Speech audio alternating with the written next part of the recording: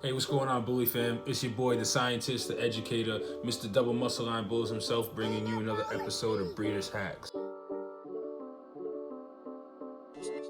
Hey, what's going on, Bully fam? Today we're going to be talking about puppy shots. And what a lot of people don't realize is puppy shots do not have to be expensive. You do not have to go to a vet. You do not need a prescription, and you can do them from home. So with that being said, let's get started. So like I always tell you guys, if you are a reputable breeder, or if you are a consumer looking to purchase a puppy from a reputable breeder, the puppy should be up to date on its shots and its deworming. So now I have an episode you guys can go back to and check out. You guys can hit us up for the chart, but pretty much we have a chart that lays out what shots and deworming the puppy has already received, as well as what the puppy will need moving forward when the new owner takes the puppy. So typically the shots that the puppy is going to get is the first shot at around 6 to 8 weeks, the second shot around 9 to 11 weeks, the third shot around 12 to 14 weeks, and the fourth and final shot and their rabies shot at around 15 to 17 weeks. So now there is different types of vaccines and things like that. They have like a 5-way, which is for pups. They have a 9-way when they're a little bit older and things like that. So it's all going to be based upon your dog, their age, things like that, So once you figured out what set of shots it is that you're gonna get and what you're gonna use, because there's so many brands out there. This is the brand that we use, Solo Eject. They usually come in a plastic bag looking thing, but pretty much since we order them in bulk because we're using them so often, I get like I think it's like a 50 count, 100 counts, things like that. So pretty much, and they don't go bad for a while. So pretty much what you're gonna go ahead and do is you're gonna crack it open. And the thing is, some people say to warm them up with their hands and things like that. What I prefer to do is just take them out and let them sit for maybe like 10 minutes, let them warm up a little bit rather than sitting there with my hands trying to warm it up. So pretty much what you're gonna have is 2 vials, right? So 1 vial of a solution and 1 vial of the vaccine in a powdered form. You're gonna go ahead and combine these 2 together, and pretty much that's what creates your vaccine. You're gonna go ahead and get yourself a syringe. You can find these cheap. Yet again, you guys can always hit us up. Like, you can hit us up, and I can tell you where I get mine from. But you can always get these cheap. Sometimes if you order the syringe, like if you order the 1 pack of these, it'll come with the syringe. Sometimes it doesn't. When we order the big packs like this, I actually get it from an actual medical site, because some of these sites that sell the vaccines for the puppies, they overcharge on the syringes like extremely high. So anyway, you're just gonna want to go ahead. You might even be able to get at your local pharmacy a syringe. So what I prefer to use is a 22 gauge. I find that's the right size syringe that works well for when I'm doing shots and most stuff. So that's another thing you want to be mindful of. If your shots does not come with a syringe, looking at the proper size that you need, because the lower the number, the bigger the needle is going to be, and the higher the number, the smaller the needle is going to be. So now with that being said, you're going to want to go ahead and get a syringe that hasn't been opened. You're going to open it up, open the seal, things like that. And pretty much the top twist onto the syringe. Some of them, the top is already on the syringe, but you're gonna want to tighten it just to be sure, because it can come off and be loose, and then you're spilling the solution everywhere.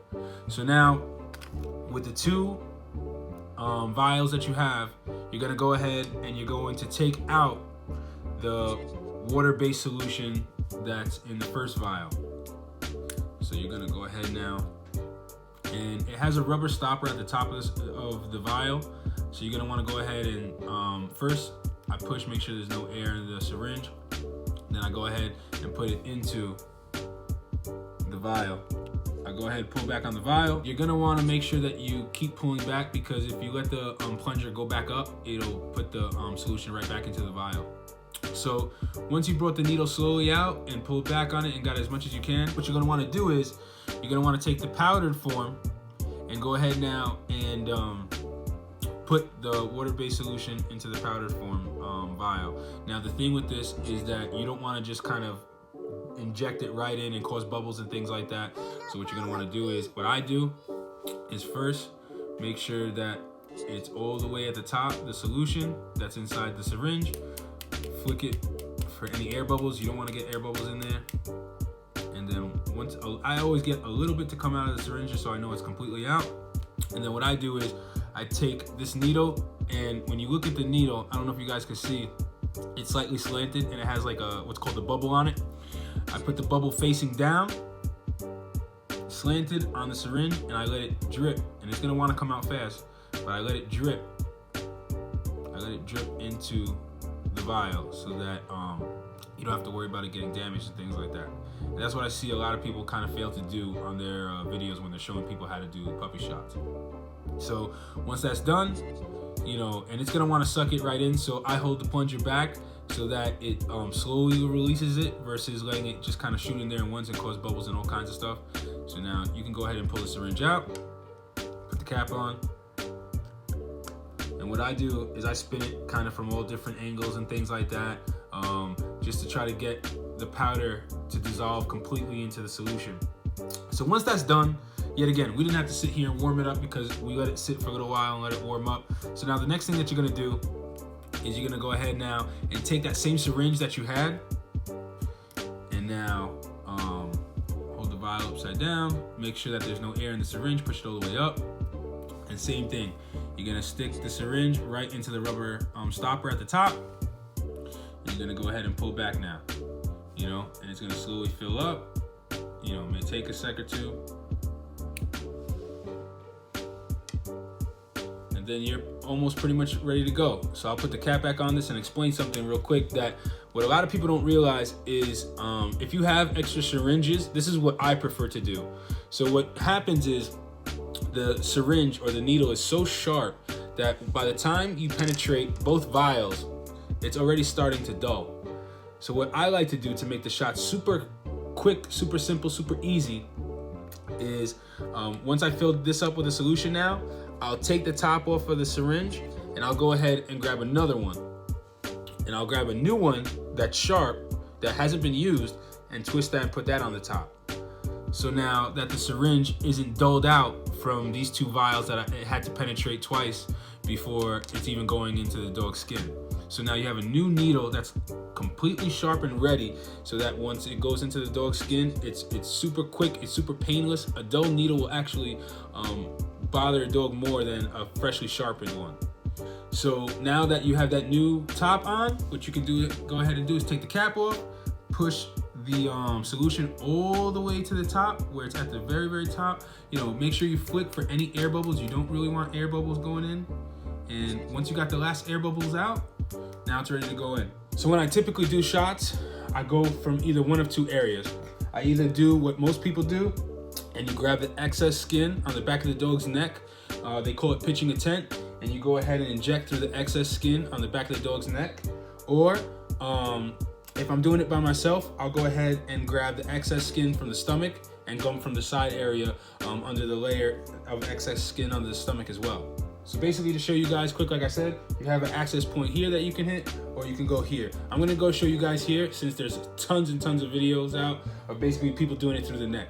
So the other reason as to why I do this is because one hand is basically holding the dog's neck and front from moving around or anything like that, while one hand is holding the skin. The other hand is going ahead and giving the injection, and the dog can't squirm around all over the place. So you can do that, or the other option, like most people do, pinch the skin back on the neck and go ahead and inject that way. All right, guys? So if I'm doing it by myself, I'll pinch the skin like this. As you can see, pinching the skin like that. Go ahead and putting the syringe under it, to the side. And then going ahead and now basically holding the skin back so that it can form, it'll form a nice little bubble, and you're just gonna wanna go ahead and massage that out right after you administer the shot. So now she's done. I pull the syringe out. I just rub out the bubble a little bit.